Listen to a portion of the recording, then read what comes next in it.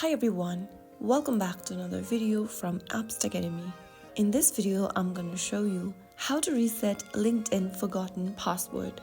If you've ever forgotten your password for your LinkedIn account, then here is how to regain access to your account.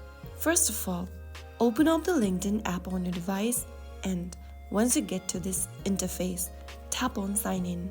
In the Sign In area, simply tap on Forgot Password link.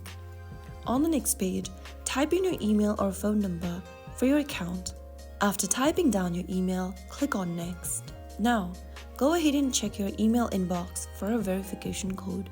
Go ahead and reveal your PIN and type in the PIN in your LinkedIn app. After typing in the code, click on Submit. Choose a new password for your account and type it down in the text boxes.